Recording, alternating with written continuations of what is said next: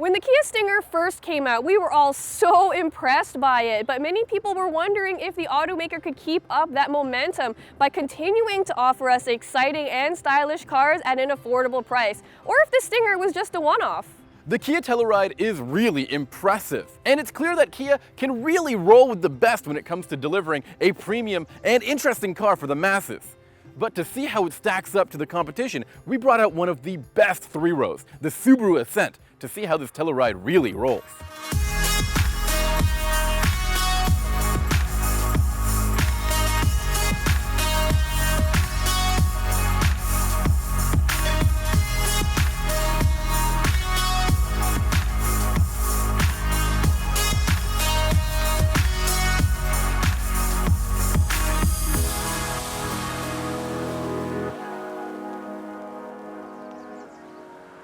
So both of these SUVs are very big and imposing, but I think it's safe to say that the Kia Telluride is the much more stylish option here. It kind of dwarfs other three-row SUVs and really pulls people in with its strong stance and aggressive features. And although the Kia Telluride looks pretty capable, it actually has a little bit less ground clearance than the Subaru Ascent.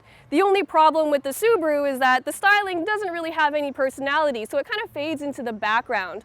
On the positive side, the Ascent does have a top Safety Pick Plus rating from the IIHS, which is a huge deal for families. Both of these cars are offered with one engine and one transmission choice. In the Subaru, it's a Boxer 4-cylinder, a turbocharged 2.4-liter that makes 260 horsepower and 277 pound-feet of torque. Now that's naturally paired to a CVT and Subaru's symmetrical all-wheel drive system. And over here in the Kia Telluride, we've got a naturally aspirated 3.8-liter V6 that makes a little bit more horsepower and a little less pound-feet of torque. That's 291 horsepower and 262 pound-feet of torque.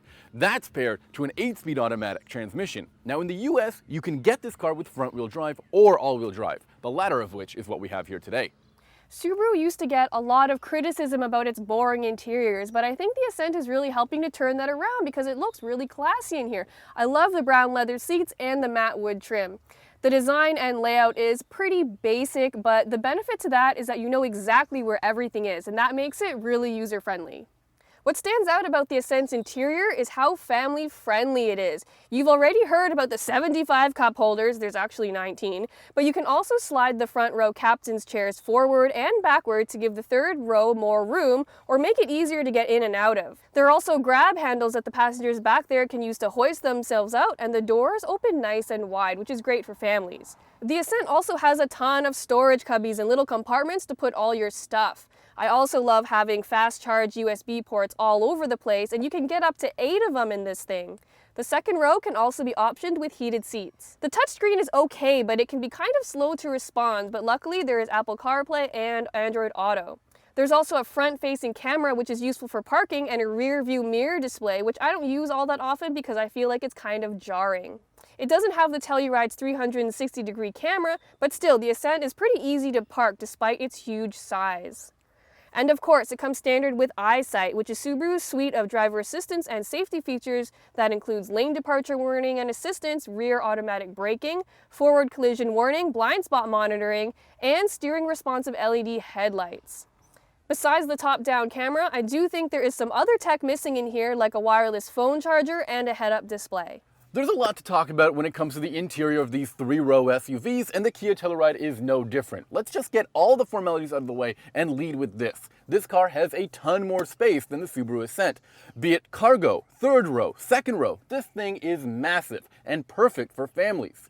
In addition to all that space, this car has a ton of really cool family-friendly technology. Like, I can project my voice to the people in the back through a microphone up here. And there's also a rear seat reminder and a safe exit warning system. And while this car doesn't have a bajillion cup holders like the Subaru Ascent, it does have some pretty useful technology up front, like this 10.25-inch infotainment system that includes Android Auto and Apple CarPlay support. You can also opt up for the additional Harman Kardon sound system, which sounds great. And there's also a wireless phone charger. One of the things that stands out about the Ascent is that yes, this is an enormous vehicle, but it actually drives like a much smaller car. It doesn't feel at all like an elephant on the road, and the sightlines are great so you can see everything clearly, and the chassis makes it feel balanced so it doesn't bounce around too much when you're turning, and the suspension is soft enough that it irons out rough roads. It doesn't feel floaty, but it's also very comfortable. The steering is kind of whatever and numb, but unless you're in an Alfa Romeo these days, all steering kind of feels the same anyway. So when the Subaru Ascent first arrived, I was actually really concerned that the 4-cylinder engine would not be a good match for a car that's this big. I thought it wouldn't be powerful enough to motivate this giant car. But actually the turbo 4-cylinder is really good. It feels good off the line, and even when you're passing on the highway, there's not too much drama there. The best part about it is that the CVT really stays out of your way, and I know CVTs normally get a lot of criticism for not being responsive, but the one in the Ascent is very, very good. I mean, I wouldn't call this a fun or engaging SUV to drive, but it is definitely composed and confident. The Ascent also has something called X mode with hill descent control that a driver can use to optimize the drive settings if they're off-roading for a little bit more confidence. In addition, there's a trailer stability assist system that helps keep things feeling more secure while you're towing.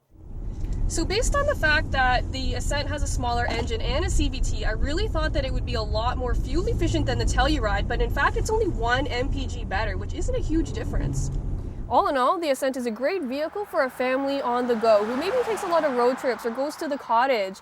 It's comfortable, it drives really well, but it kind of lacks the sparkle that the Kia Telluride has to really make it stand out.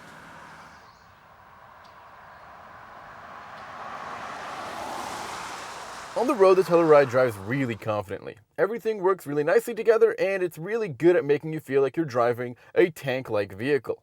People get out of your way when they see the grille and headlights in their mirror, and they gawk as they watch the big, boxy SUV drive by. It's like living in a real-life Canyonero commercial. The big V6 is very smooth, and the transmission gets out of your way, shifting gears without any issue.